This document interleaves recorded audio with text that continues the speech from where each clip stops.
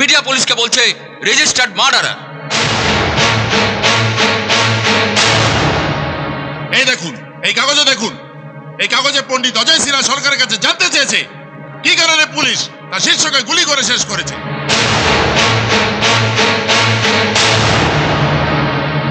আপনি স্বীকার করুন যে রাগে আপনার মাথা ঠিক ছিল না, তাই ভুলবশত বন্দুক থেকে গুলি বেরিয়ে ওর বুকে লেগেছে।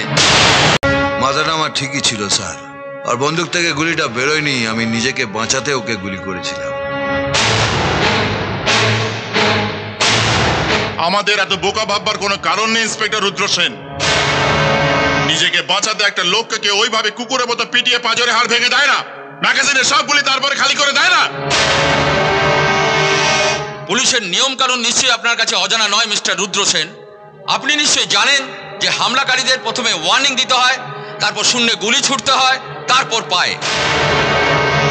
তাছাড়া আপনি তো আমাদের কন্ট্রোল রুমে ইনফর্ম করতে পারতেন যে আপনার জীবন বিপন্ন, আপনাকে বাঁচাতে হবে। বিরাট ভুল হয়ে গেছে। যখন মুন্না আমার থেকে বন্দুকটা উঠিয়েছিল তখন ওকে আমার একটা ওয়ার্নিং দেওয়া উচিত ছিল। এই বেটা, এই একদম গুলি চালাবি না। তা না হলে কন্ট্রোল রুমে একটা ফোন করা উচিত ছিল যে স্যার আমার জীবন বিপন্ন, জলদি জলদি আপনি ফোর্স পাঠান।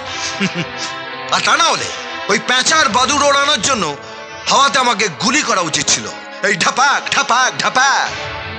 আর ততক্ষণে মুন্না ঘোড়াটা টিপে দিয়ে আমার শ্মশানের টিকিটটা কেটে দিত, আর আপনারা আমাকে শ্মশানে নিয়ে গিয়ে বন্দুকের সালামি দিতেন আর হাফ ডে ছুটি কাটাতেন।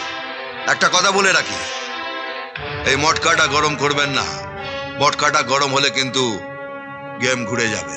Shut up! ভেবে চিন্তা কথা বলুন। এখানে কেউ আপনার ইয়ার দোস্ত নেই, সবাই আপনার সিনিয়র। আমার 14 পুরুষের ভাগ্য ভালো যে আপনাদের মতো কেউ আমার ইয়ার দোস্ত নেই।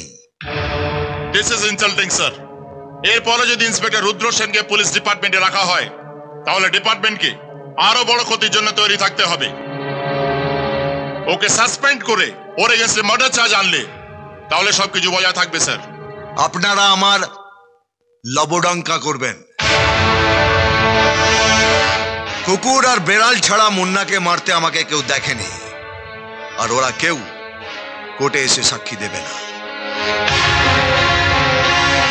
আমি কুকুরকে বিস্কুট, বেড়ালকে দুধ আর ক্রিমিনালদের গুলি খাওয়াই, তাই তিনজনই আমার পায়ের কাছে পড়ে থাকে।